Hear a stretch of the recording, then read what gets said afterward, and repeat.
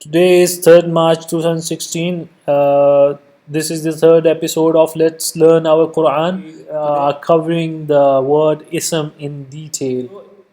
Ism has two roots. One is samawa and the other one is wasama. So samawa, a sign through which a thing can be identified, is called ism. Then ism was used for name. On the other hand, wasama means to brand with burning iron or to mark animal with burning iron. Traditionally, ism is translated to name while ignoring the other root. Today, when we see a big organization, they are evolved from being big names to big brands. When ism comes with Allah, it's more appropriate to translate into brand. Why? Name is limited. On the other hand, brand has much more depth and dimension, which name simply lacks. Dimension of the brand. Brand has a name, brand has a product and flagship products. Brand has a history. Brand is maintained by a team of employees. Employees work for the brand after signing a contract. Brand properties are expressed in products of the brand. For example, Samsung quality is seen in Galaxy phones. So product contains properties of the brand. Allah expresses His properties through creation directly. He does not need any brand. We, along with all other creation, are His products. The creation needs brand to be associated with or to be protected with. Creation is dependent, not the creator. Now let's see the difference between Allah's brand and any other's brand. So it took me a while to figure out the examples of Allah's brand, that is Islam.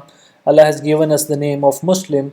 What properties that we should have is kindness, loving, caring, giving. Almost all properties of Allah are inherited in the brand. And the only example that I was able to find was the iftari, or in the month of Ramadan. That's only 1 month in a whole year and only one time of the day that we give free food. On the other hand, if we see other brands, let's say Samsung Group, it has the brand name of Samsung. Properties have beauty, quality, techiness or edginess. If you want to get any product of theirs, you simply need to go to anytime you want, and their service is 24/7. So they are at their work continuously improving, and on the other hand, you can see where we stand. In order to completely understand Allah's brand, one should go through the entire Quran, as Quran outlines each and every aspect for the establishment and continuation of Allah's brand.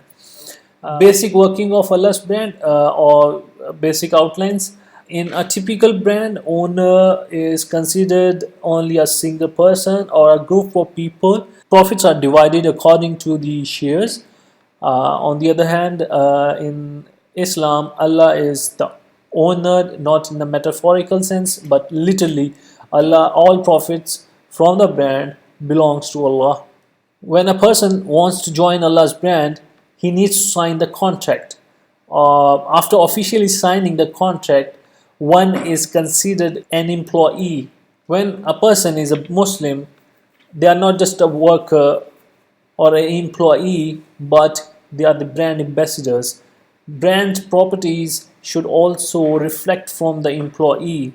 During the employment, worker cannot work for anyone else. Even the outside food is banned.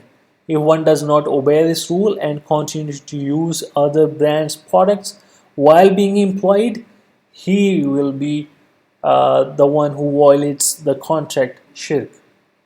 A worker needs to work for products to meet the need of Allah's creation. The team needs to think how to service Allah's creation better and effectively. Allah's brand reaches out to all, need first basis. Basically, all necessities of life should be provided free of charge by Allah's brand because of the attributes of Allah. It includes food, clothing, shelter, health, almost everything from top to bottom, from A to Z. To summarize all this, Allah does not need any brand. Believers are ordered to be branded. Brand established by believers reflect the properties or attributes of Allah through their products. Brand reaches out to Allah creation. So that's all for now. Let me know your feedback by commenting and share it if you liked it. Thank you very much.